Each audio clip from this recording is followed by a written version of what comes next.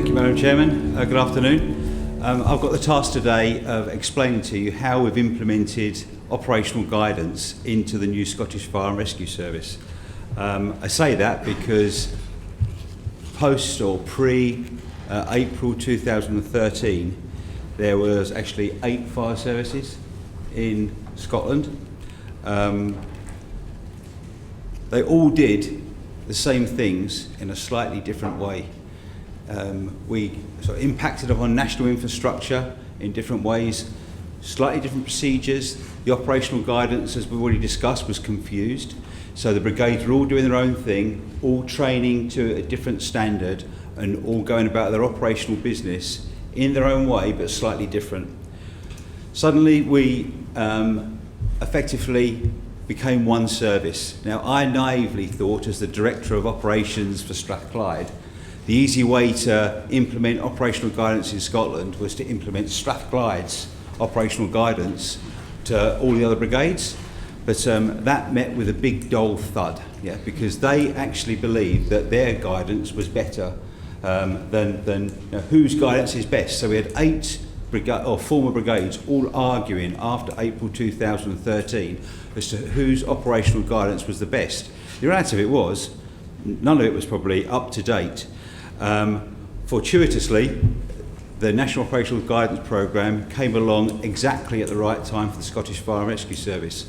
What we realised is that we had to introduce and produce new guidance. Not one brigade's guidance is now the Scottish guidance, but actually fit for purpose, up-to-date operational guidance that wasn't confused at all. So how do we do that? Well, the 8 brigades became one, and effectively Scotland was split into 3 service delivery areas. Within Scotland now as a brigade, we've got 356 fire stations, 8,500 personnel, that's uniformed personnel, and about 440 frontline fire appliances. And they're all doing things slightly different depending upon whereabouts in the country you were. If you think about how important operational guidance is, how we impact on national infrastructure, etc. So we were going to airports in Aberdeen and doing things slightly different to the airports in Glasgow. We were going to incidents involving Network Rail in again, perhaps Inverness, and doing a slightly different thing when we attended the same type of incident in Edinburgh. Pretty quickly, national infrastructure said, well, you're one service, you should be doing things exactly the same. So we had to introduce national operational guidance very, very quickly. We were under pressure to do it. So we attend about 90 to 100,000 incidents a year within Scotland, and we split into 3 distinct areas to do that. As we move forward, we further developed ways of implementing guidance. And again, when you've got 8,500 people, rather like London, some of the big Met brigades, you can't just cascade training. It's almost like an oil tanker. You have to be very, very open and honest and transparent, and what you produce has to be absolutely right the first time. So there was so much work to do. We linked into National Operational Guidance Forum immediately. We identified and risk assessed how many standard operating procedures, how we went about operational business to keep our firefighters safe, etc. we needed in Scotland. After that risk assessment, we established that we needed 46 pieces of standard operational procedures to deal with the most common incidents in Scotland. We've subsequently produced 22 of those. On a risk assessment basis, the important ones first, and we've tried to link in, and we have linked in wherever necessary and wherever possible, to the latest guidance that's being produced by the National Operational Guidance Team. That saved so much work when it comes to duplication. It means it's fit for purpose, it's current, and effectively it's not one of the legacy fire services in Scotland taking over operational procedures from another one. And the guidance has been received extremely well within Scotland. We've trained for it as we've implemented it as well. If you look at some of the guidance, this is just the things we're working on now. We're gradually going through implementing new guidance and standard operating procedures, whether it's for BA welfare, decontamination, mines rescue, etc., confined space rescue, and various other things like that. pending, that's operational guidance that's pending within the service, explosives, sewers, etc. But we link in completely to the National Operational Guidance Forum, and we make sure that any guidance we produce, it's reflective of what's been published by Nick and his team, and it's been really, really well received. And the fact is that it's being used every day within Scotland, and part of the reason that the success of amalgamating 8 fire brigades into one in a time of restricting budgets has been so successful is because the National Operational Guidance Programme was there at the right time for us. So actually link it in to make sure that we could do things correctly, and it was credible guidance that we were issuing. So when we moved from you're doing it this way, we're now going to do it this way as a service to keep our firefighters safe, etc. It was seen as best practice and got complete buy-in from effectively all the fire stations, all the firefighters within Scotland. If you look at the guidance, I mean, these are some of the incidents that we've been attended since we've been a Scottish Fire and Rescue Service. The reality of it is that the incident command guidance is to be published, it is actually published now within Scotland. The new incident command guidance is going live in Scotland on the 1st of December in its entirety. It's also going with an operation discretional policy. Effectively, the beauty of this body of work is that you can mix and match it.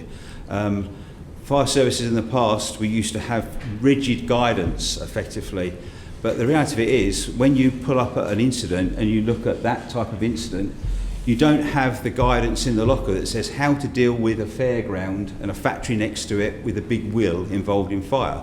You have to adapt and overcome.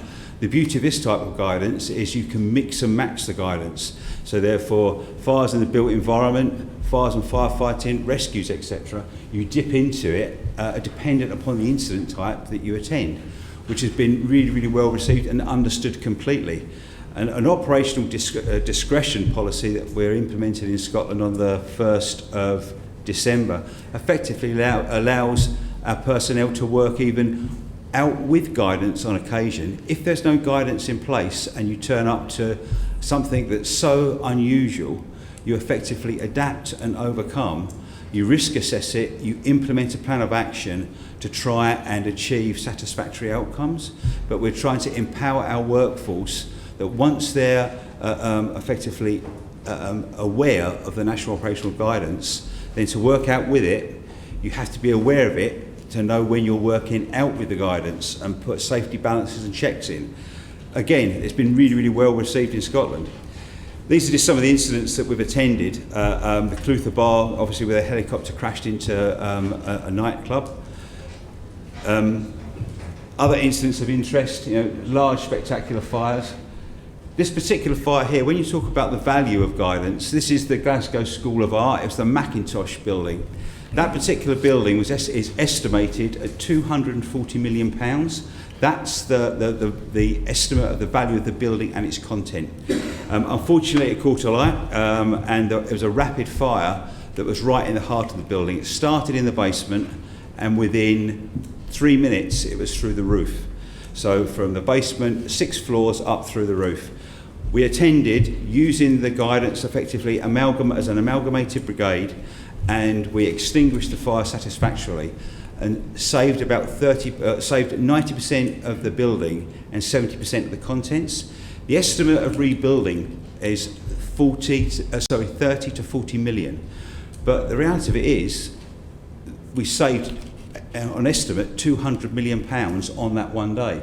So when you look at the value of operational guidance and the money that you spend on operational guidance, it's spending to save in many ways.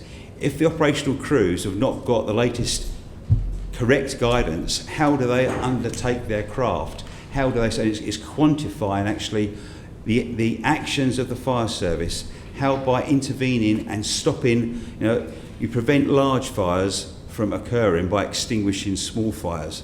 On this particular occasion, the estimated value of the saved building was 200 million, which is quite intense really when you think about it. Thinking what the cost of the guidance is and the cost of the fire service. Again, this is just incidents of note. That's the Glasgow bin lorry. Again, that bin lorry hit a gas main and various things. So not only did it, unfortunately, tragically kill a number of people, but the operational guidance, where do you get guidance to say a bin lorry will go to control, it will effectively injure many people, it will unfortunately kill a number of people, it will end up in a hotel, fracture a gas main, an absolute carnage, shock, etc.